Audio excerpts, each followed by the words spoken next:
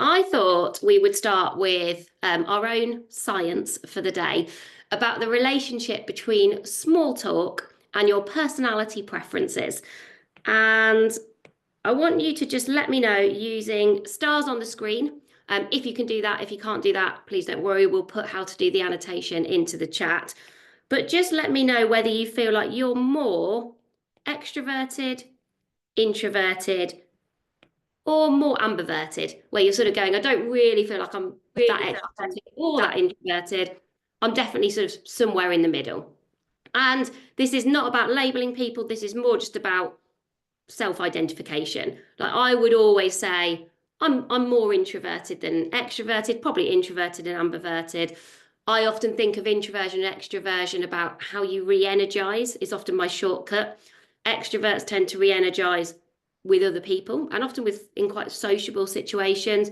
Introverts tend to re-energize sort of by themselves. Extroverts tend to know more people. Introverts have kind of fewer, maybe often quite long-term friendships. But actually in reality, and what we're seeing today is proving this point, most of us are ambiverts. So it depends sometimes on the situation, on what's going on, what else is going on in our week. And it is also important to say that this is sort of more like this. So if that's extroversion at one end and that's introversion at the other, we're all sort of somewhere along that spectrum. So if Helen was here, for example, I'm going to make a relatively confident guess and go, well, her dot goes somewhere like that. My dot probably goes somewhere like that. So kind of across, which probably means I am slightly more introverted, but relatively ambivert in that I definitely like spending time by myself. But then actually, if you look at hobbies, hobbies is quite an interesting one. Do you like solo hobbies or do you prefer hobbies like with groups of people? Certainly for most of my life, my hobbies of choice are always in teams. So if you're really introverted, that perhaps wouldn't be true. Less so actually now, more from a logistic perspective. But I definitely like being in teams. Okay, let's clear those. And okay, we're going to think now about if you identified as being extrovert, so in this first one, so this is all your extroverts, do you enjoy small talk? Like enjoy that 2 to 3 minutes of kind of conversation when you first meet somebody, or don't enjoy it? And as we go through, same one, if you're an introvert, are you like, yeah, I enjoy those kind of quick chats at an event, meeting new people? Are you like, it's not for me? And the same, if you're an ambivert, are you thinking, actually, I don't mind small talk? Or no, thank you. Makes me quite anxious. So where are we? Let's see. Again, when I was reading a few, there's some really interesting Guardian articles that I hadn't read actually before the podcast, but that talk more about small talk post-pandemic. And actually how hard people found it post that period, just because there was a lot less small talk in our lives. And so we lost practice, like we lost the ability to practice just because you were out and about a lot less. And so people finding it hard to kind of rediscover that art of making they called it, which I quite liked the phrase, like idle chit chat, that kind of the idle conversation that you have maybe when you're buying a coffee. Or I saw somebody actually when I went for a walk yesterday who lives on the same road as me and actually owns the local hairdressers. So it's that kind of conversation. So what are we seeing so far? We're seeing that if you are extroverted, you are more likely to like small talk, nearly everybody. Introverts are saying, no, thank you. And the ambiverts, in a very ambivert way, are very kind of spread across. So it depends a bit maybe on your own personality and preferences there. Okay, let's come back to that. Okay, so thinking about your week at the moment, head into chat and let me know, if you can, up to 5 examples of when small talk shows up in your week. When does small talk show up in your week? Let's have the whens, some examples.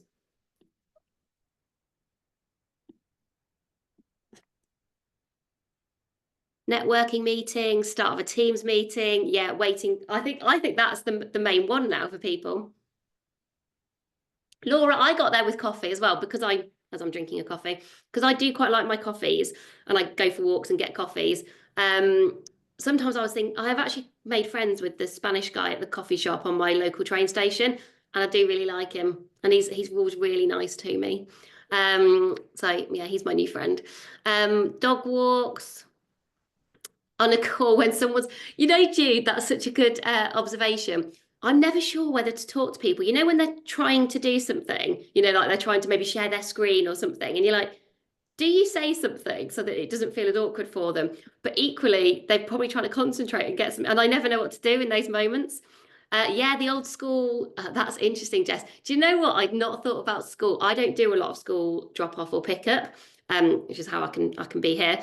But then when I do, I am definitely, there are those parents that chat, and then there are those parents who stand by themselves. I stand by myself. Occasionally there's one person that I really like that I go and talk to, but I don't think that counts as small talk because they're actually my friend. Claire, you're new in your role. So first meetings with people, lots of small talk. Yeah. Work kitchens. Oh, Tracy, you find out lots about what's going on. Yeah. Yeah, Laura, that's interesting. Chats with the lady that makes your coffee. Do you know what's interesting? We were writing Learn Like a Lobster over the summer, and I had 4 weeks where all I was doing was writing every day. Those coffee people, exactly as Laura was saying, made my day, because sometimes that was like the break in my day. I saw them every day, and it was sort of that one moment of like light relief in between trying to come up with another chapter on learning. Walking dog, small talk central. I like that, small talk central. Virtual team coffee morning. That's a really nice idea, Susan. It's always quite interesting, isn't it, when you do, if you are working in a hybrid way, and if you look at what people are saying a lot of at the moment around connection and loneliness. So as a reminder, loneliness was on the cover of Harvard Business Review at the end of last year. People are more connected but feel less connection is sort of the outcome that we're hearing.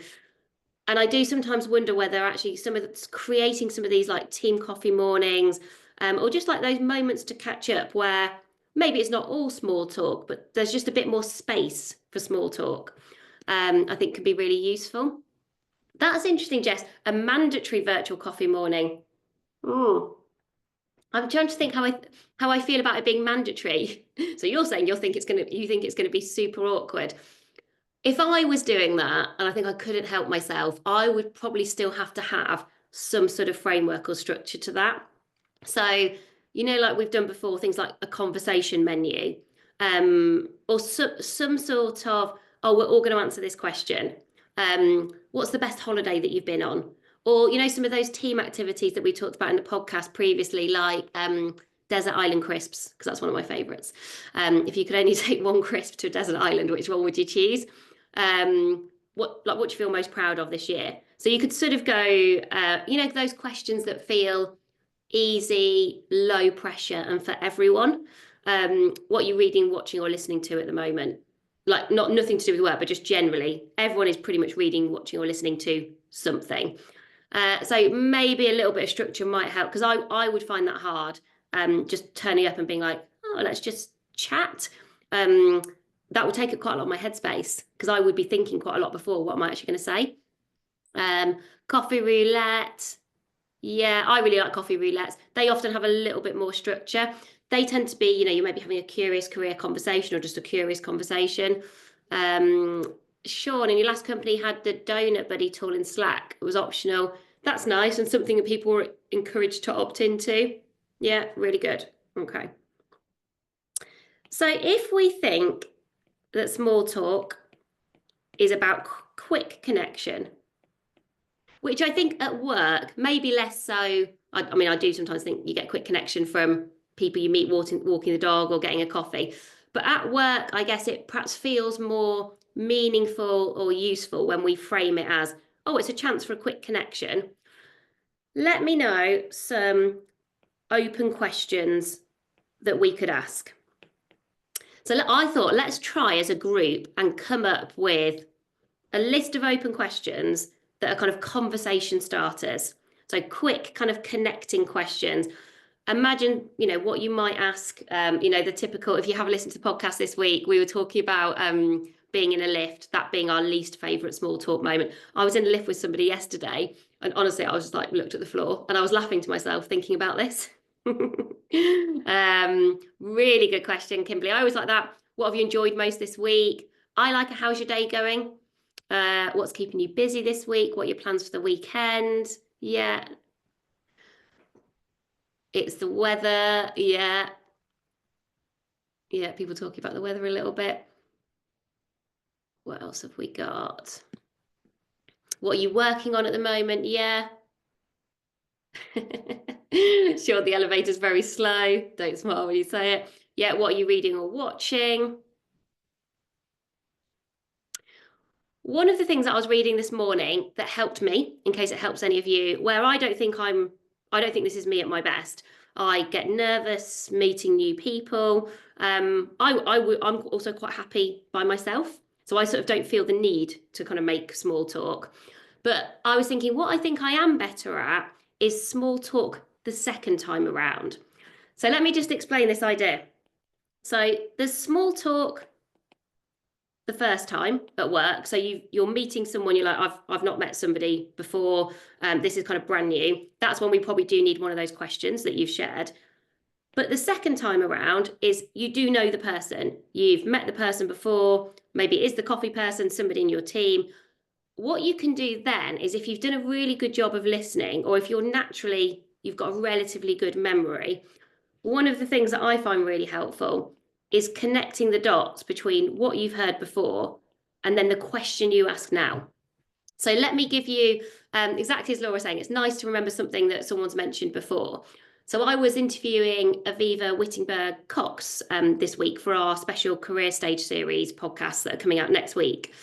And she had said, actually not said to me, but I knew that she had been looking after her grandkids the week before. She'd said to me, oh, we can do the interview at this point or this point, but I'm looking after my grandkids. And so actually when I saw her, the first thing I said was like, oh, how are the grandkids? Like, was it hard work? Are you feeling tired? And she was talking a bit about like how much of a joy it was. And she was also in Lisbon, and I knew that too.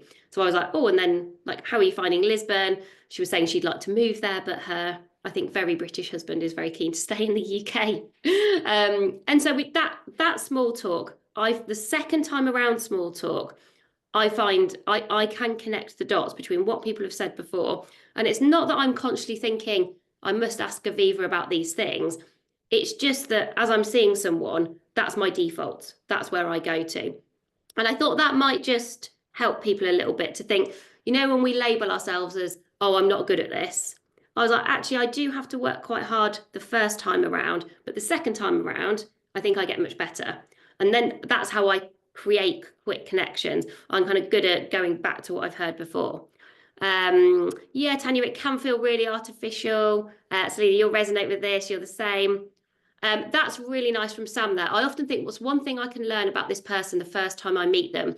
So what Sam is saying there is very consistent with Celeste Headley's excellent TED Talk. If you've got 10 minutes for a TED Talk today, watch Celeste Headley's 10 Ways to Have Better Conversations. What I really like about her is she is funny and practical and to the point, which I think is a difficult but very useful combination. And she says you should start every conversation with curiosity. What's one thing I can learn from this person? Sally, you're good at starting it, but keeping going is the issue. You run out of things to ask and then panic.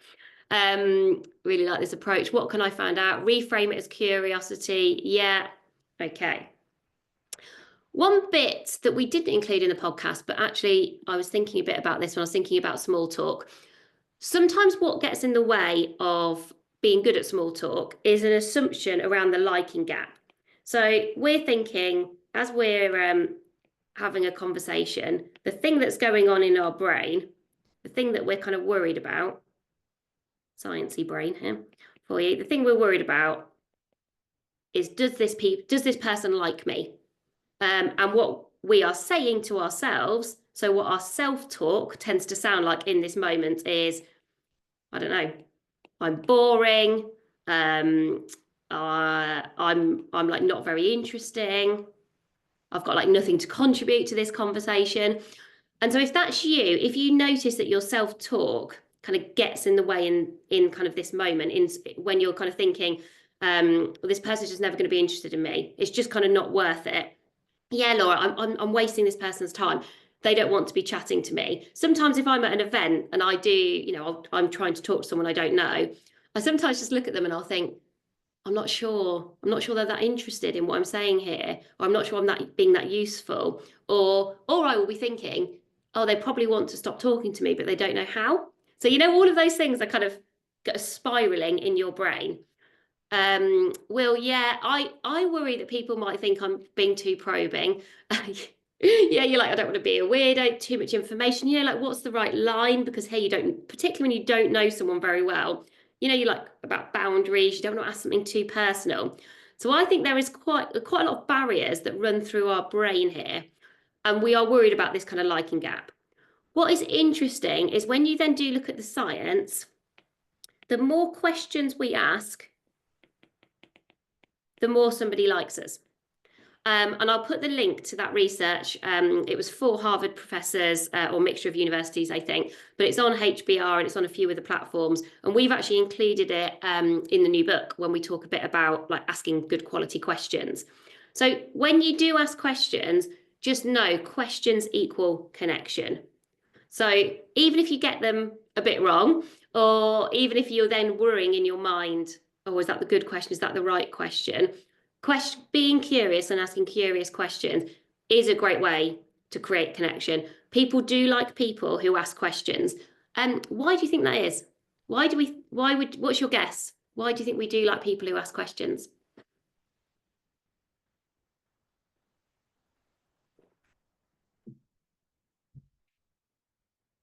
Yeah, because it means they care. It means that they are interested in you. And as Sally is saying, absolutely spot on, people like talking about themselves.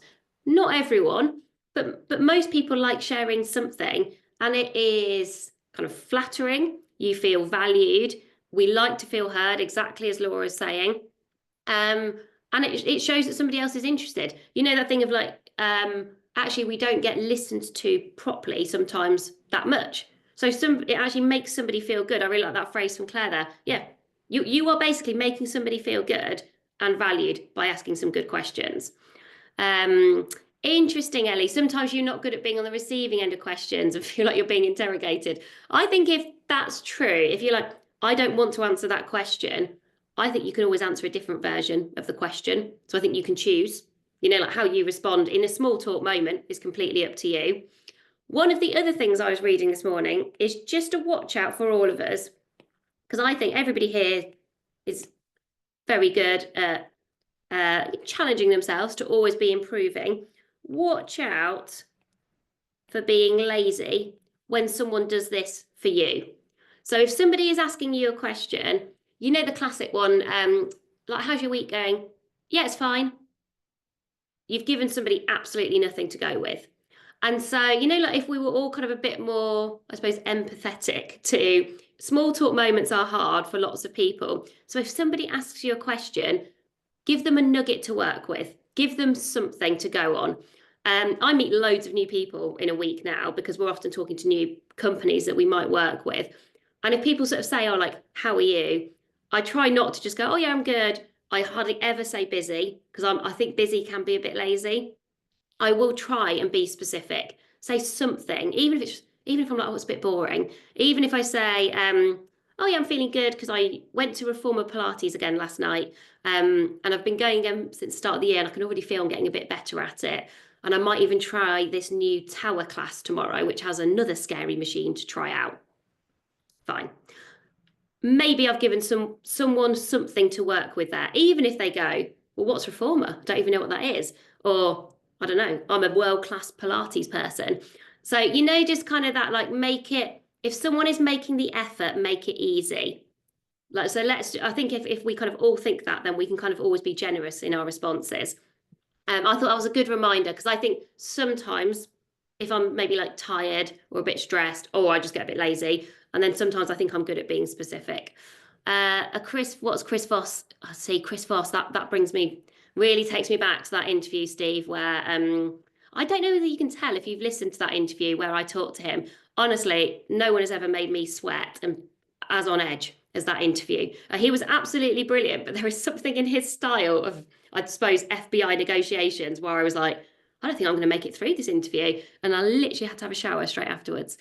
The phrase to listen out for is "that's right" or something similar, and it shows you've expressed their point of view. Okay. I actually think his work is good. I just found the interview scary. Let's talk about listening now. So we introduced this idea of half listening and whole listening. And I think this can really make the difference in small talk. I am definitely someone who can forget, someone's name. They tell you their name and you're like, how have I forgotten that in 2 minutes? So if we want to get better at small talk, we've got to get better at listening. When you are only half listening, what is getting in the way? What do you think? Let me know. So when we're only half listening, thinking about what to say next. Yeah. And I guess it's a really good reframe for anyone who's saying, thinking about what I want to say next. The more you listen, the easier that becomes. So, like if that is our concern, if we're like, we need to, like, how am I going to respond or what question am I going to ask? The more you listen, the easier that becomes. The less you listen, the harder it is. So that's quite a good, sort of flip on like what the worry is. You're distracted by other things, by time pressures, teams, thinking about what to say. Yeah, you're thinking this is the small talk bit. What you really need from that person. Yeah, Caroline, because especially if you're segueing into something else. Yeah, I find that really hard, Will, when you're talking to someone and they're also like typing, or when they've got, and this is, some people just choose to do this, right? When people have multiple screens and you can tell so that their eyes are in 2 places. And I always find that quite hard because I'm like, well, are they, I then stop listening because I get distracted by, are they listening? Yeah, seek first to understand and then be understood, Emma. Yeah, great from Stephen Covey there. Being happy to take a few moments before responding. Yeah, that's a really good hack, Steve. The kind of power of the pause. I've heard that. Where else did I hear that this week? Oh, I did a brilliant interview. It's coming for the podcast with a lady called Dr. Sunita Saar on how to say no. And she talks about kind of pausing. That is a really good interview, by the way. When you interview someone and I was like, this is so spot on. She's so practical and smart and full of insights. I'm really looking forward to that one coming out. So if you find it hard to say no, she will be very helpful. Okay, so what's going to help us? If we think, okay, part of being good at making quick connections, because I've decided I'm going to go with quick connections rather than small talk. So part of being good at making quick connections is about being present. So 100% listening. What's going to help us to do that? What's going to help us? So one of them, let's put that in Steve's point here, is knowing it's okay to pause. Yes, Lena, getting rid of distractions. Yeah, turn your phone down. Yeah, so like there's pretty much always a tech point. So if you've got notifications popping up and those kind of things, that's always tricky. Yeah. Like eye contact. Intention to listen. Yeah, okay. Yeah, I like that from Rosie, actually. That just point around like intention. We've talked before about listening talking ratio. If you were kind of going, well, my intent in this conversation is to kind of 100% listen, not half listen, but to 100% listen. Probably just setting that intention is a pretty good start because it gets you in the kind of right mindset. Yeah, you're not scanning the room to see who else you should be talking to. Yeah, yeah, that is the worst. Asking the person if they've got time or are able to chat. Yeah. And I was thinking about this for myself. So if you are brilliant at this, just get even more brilliant. But if you are someone who finds this harder, maybe try and spot one moment in your week where you would like to get better at creating these quick connections. Just one moment. What would that be for you? Let me know in the chat. Final thought. I always love a when question. Like if you were just spotting one moment when you would like to get better at this, when would it be? Leaning into the kitchen chats. Yeah, nice, Sam. Really like that. So I think when you spot a when, you can then sort of hold yourself to account and go, well, this is the moment when I'm going to try and make a quick connection. I'm not going to worry all of the time. But I am going to spot a situation where I think I could improve when. Yeah, Caroline, really nice. So not just answering fine, thanks, how are you? Maybe just you're going to offer a little bit more in return when someone asks that question. Maybe be a bit more specific. Give them that kind of nugget to work with. What else? And I think this is a good goal that you could set for yourself. Need to do the list of It's Almost Friday. Yeah. Also, that's not a very, and you might not be feeling super optimistic, but it probably is not useful for you either in terms of your own optimism. Lovely. Asking more open questions. Yeah. Quick connections are always better with open questions rather than like, did everyone have a good weekend? Because that's a closed question. Everyone goes, yeah, great. Versus like, oh, what was good about the weekend? What was good about everyone's weekend? Oh, this was good. That was good. Today I'm going to seek out small talk with 2 people, for example. Brilliant, Sarah. In-chat messaging as well, might hold back a bit on that. Yeah.